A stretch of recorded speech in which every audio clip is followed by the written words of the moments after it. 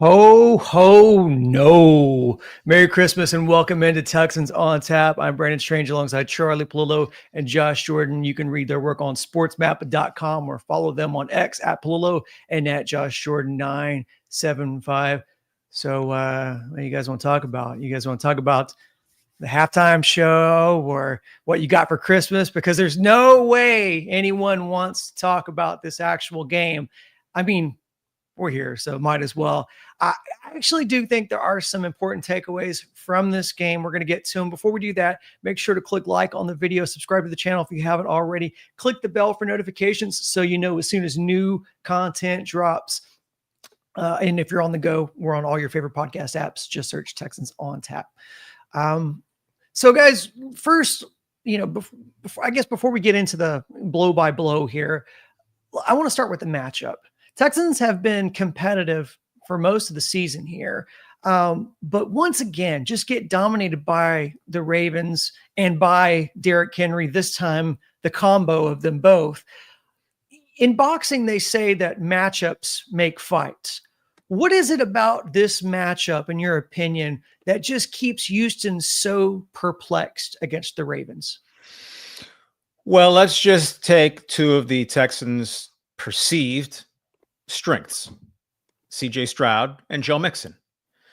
CJ Stroud doesn't hold a candle to Lamar Jackson. Joe Mixon doesn't hold a candle to Derrick Henry.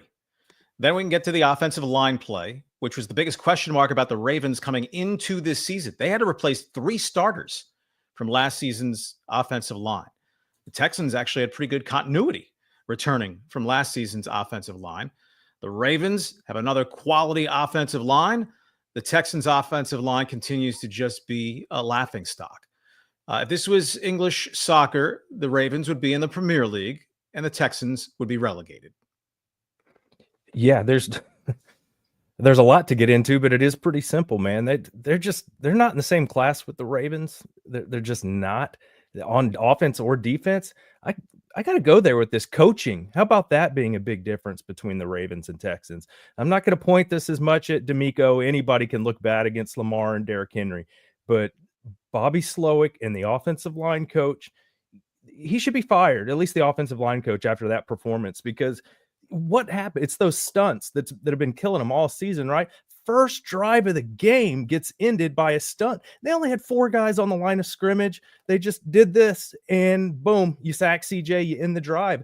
I mean, every single practice, that's all they should be facing is having stunts thrown at them because clearly they can't handle it. So I'm tired of hearing execution. Something's not being coached right because they're getting worse. This offense is getting worse every week. CJ's getting worse. And we'll get to CJ too. I think this is the worst game I've ever seen him play.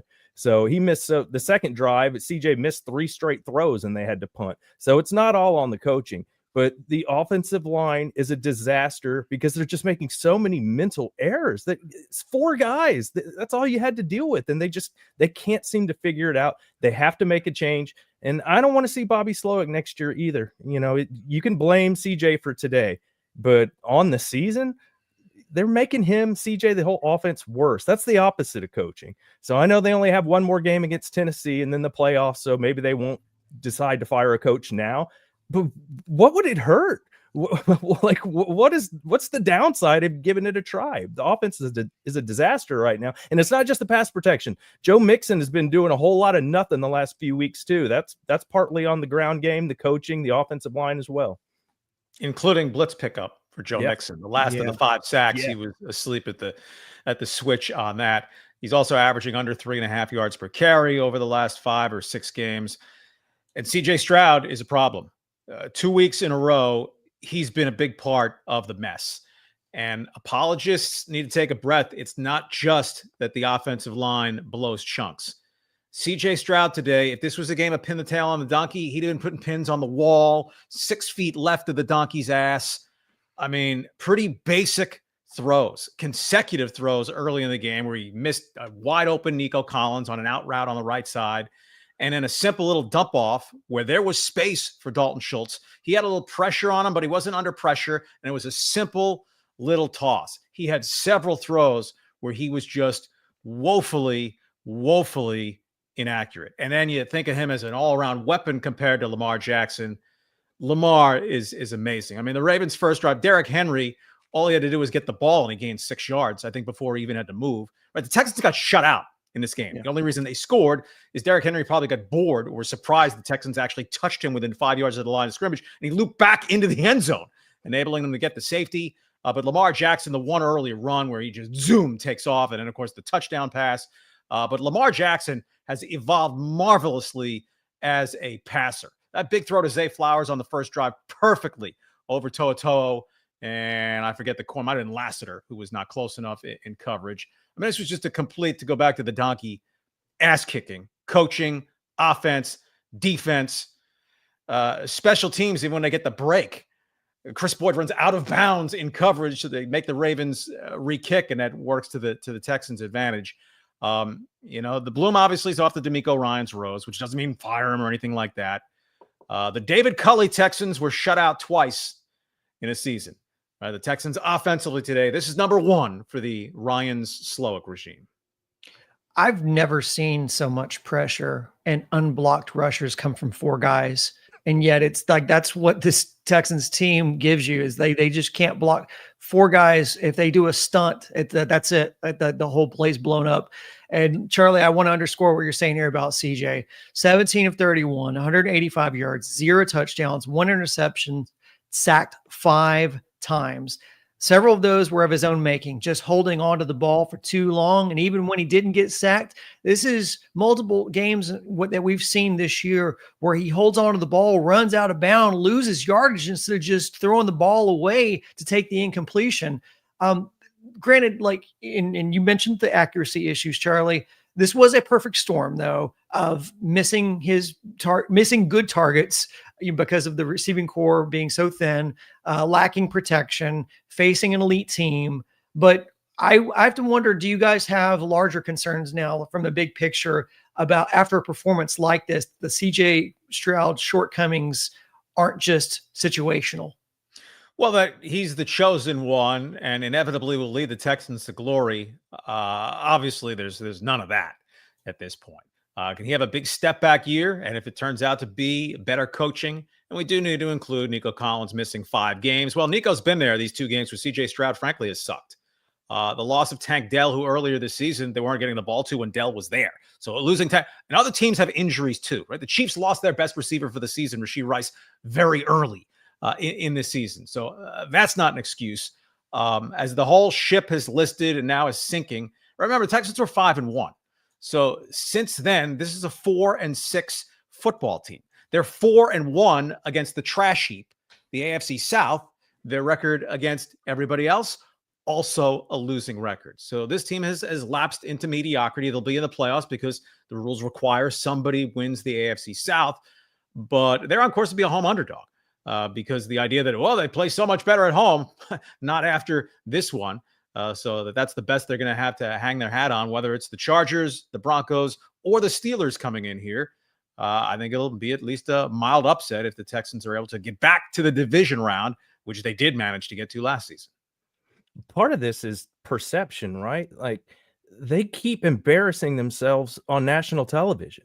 The Jets were the laughing stock of the league. And then you go in there on Halloween and you get your butt kicked by them. And then everybody points at you like you're the laughing stock. You get 5 interceptions against the Lions. You find a way to blow that game. Against the Chiefs, it wasn't horrible, but the Chiefs kind of play everybody close outside of the Steelers game today. So I wouldn't hang my hat on, only lost by like 8 to the Chiefs. And then this, I mean, if you're CJ, national TV, Netflix, Christmas Day, Beyonce, and you go out there and Davis Mills is finishing the game because you're so terrible and your team's so terrible. I'm just a proud guy, and he just keeps laying eggs, or his team laying eggs in big national games. And as a Texans fan, it's not fun to get up for these games when your team just gets thrashed. And the McNairs, I mean, they also have to be kind of looking around. I'm sure they had fun riding in that little car behind Beyonce, but that's not a good look on the main stage when they do something like this. So look, at the end of the day, CJ's not going anywhere. You've seen what he's capable of. You know what Davis Mills is. So you need to find a way to help CJ. And I think it starts with coaching, because you're not going to add much talent. We didn't see Deontay Johnson. Maybe he gives you something, but that's just kind of a Hail Mary at this point. But this is a pattern in big games, when the spotlight's on this year, not last year, because they were great in the playoffs last year in a big game. They had some other ones where they weren't, but overall, last year felt really good. This year, they're going in the wrong direction. You can't waste CJ. You got to find a way to fix this. Imagine how ugly it could have been if they hadn't extracted intel on the Ravens from Deontay Johnson. His only contribution, because as we talked about in the preview, I guess they couldn't say on this play, go deep. On this play, run a 15-yard square out. So the new acquisition, they paid for this game to sit and watch. This one, I'd actually say, I get it, Deontay, refusing to go into this game, maybe leaving the stadium early, asking to be released. We should note, as we addressed in the preview, the Ravens entered the game second in the NFL in sacks. Van Noy added to his double-digit total rather early in the game, and then it was just too often a jailbreak, as we always see, seemingly against the Texans. But while the Ravens have plenty of sacks, teams have thrown the ball successfully against them, right? They'd given up the 5th most passing yardage in the NFL if that yardage had been put into a quarterback. Over 3,500 yards passing. 26 touchdown passes, only 9 interceptions by quarterbacks against the Ravens before this game. The Texans, after not mustering 100 yards of total offense in the second half in Kansas City, they finished with 211 against Baltimore. The expansion 2002 Houston Texans averaged 223 yards per game, to just lend a little perspective to the putrid, pathetic sub-mediocrity that the Houston Texans offense has devolved to as the season has gone along. Going back to your point about Deontay Johnson, I don't know why he would leave the stadium, considering he'd get a free Beyonce concert out of it. Josh, you mentioned change needs to be made on the offensive coaching staff. We know that there are some Slowick apologists out there. We're not going to name check them here, but we know who they are. We all, I think some of them probably feel a little vindicated from today's game, considering how sloppy CJ was. So, because CJ certainly had his hand in this epic domination by the Ravens. But I wonder, we had heard that Slowick would be safe over the offseason, but I wonder, going back to your point, Josh, about this being so visible, this being an embarrassment on a national stage where you look like you don't even belong in not only the same category, but the top 2 categories adjacent to where the Ravens are. What do you guys feel now about the safety of Bobby Slowick's job during the offseason? Because today was not a good look. I'm inclined still to believe he's safe, ... unless they have, it's hard to envision if they have a performance this bad in the divisional round game. But if they have a putrid offensive performance and lose at home in the divisional round, which would render this season, if not an abject failure, it can't be claimed as a success because you won this trash division. If you wind up, 10-7 because they win a meaningless game at Tennessee, they gain a split with the Titans, and then you lose at home in the first round of the playoffs. So, to me, that's where maybe the ice grows thin. Be a little test of D'Amico loyalty versus blind loyalty versus stubborn loyalty, right? This was his hand-picked offensive coordinator. Would you jettison him after a second season, the first season that he would be judged to have done a poor job? Yeah, I think it's on the table now. Just because it's so apparent, because nothing is getting fixed.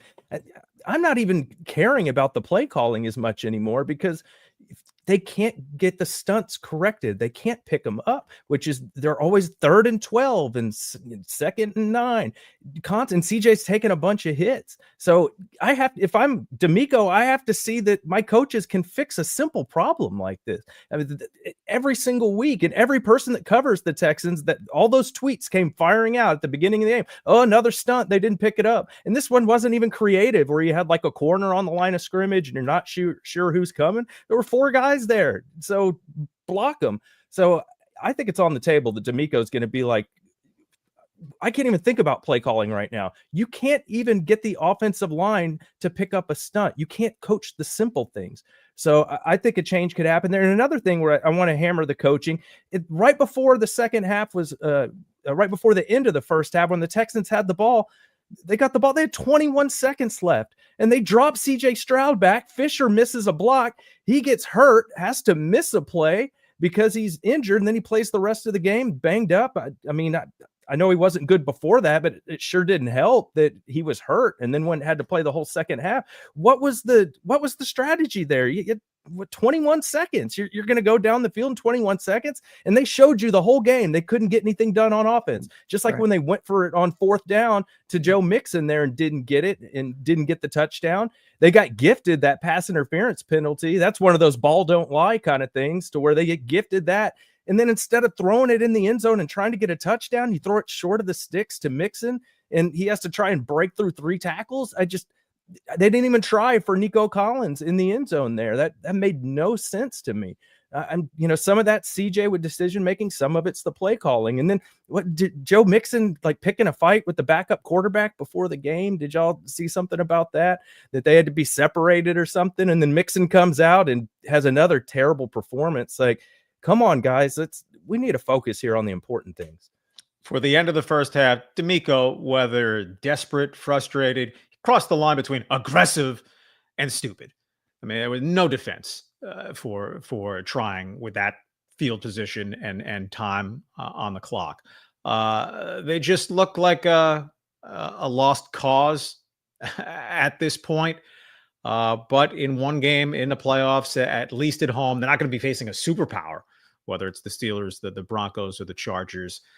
But it just feels like, well, the upside is they managed to win that game and then they go get destroyed in Buffalo or Kansas City. Charlie, you brought up D'Amico. Slowick's been taking his lumps on this episode, so it's only fair D'Amico takes his.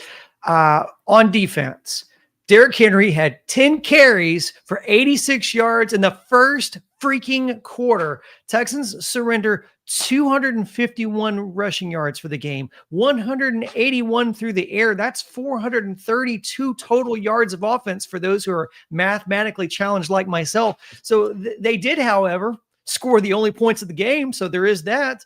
How much blame does the defense get in a situation like this where it was a complete failure across the board, but how much blame does the defense get because they had no answers for Derrick Henry today?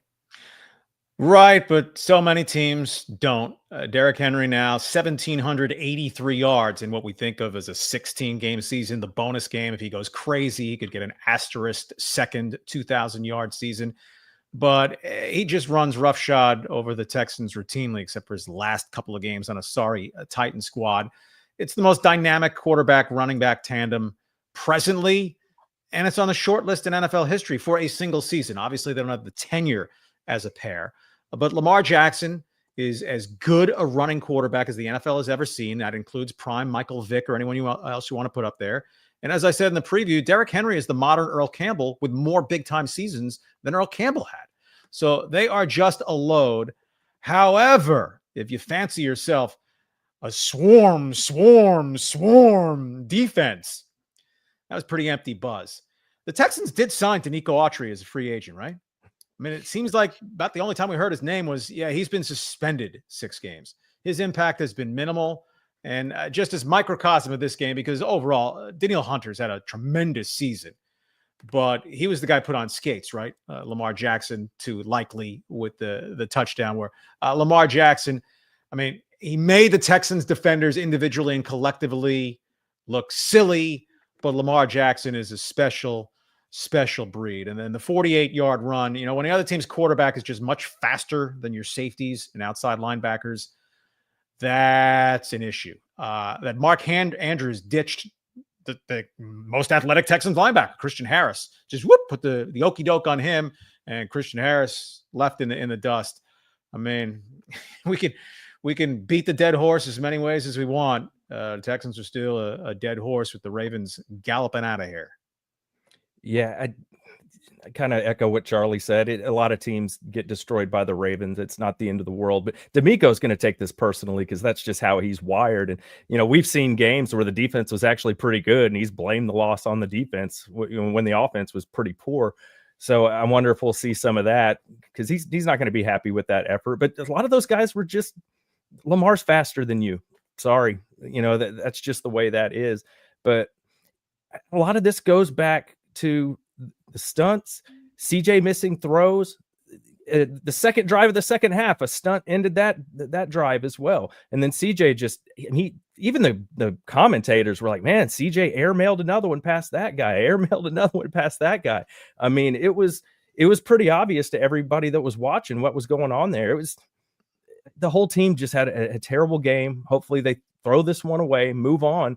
But the offense couldn't stay on the field. That's part of it too. The defense had to keep going back out there over and over again, after 3rd and out. So that's part of it too. And we're also seeing, no Jimmy Ward. We're starting to see these injuries pile up to, where you don't have, Azeez Al-Shire, you didn't have him today. There's, you need those guys when you're playing in an elite offense. So, and you saw no Tank today to hurt the offense. But as Charlie mentioned earlier, all teams have injuries. It's how you got to push through it.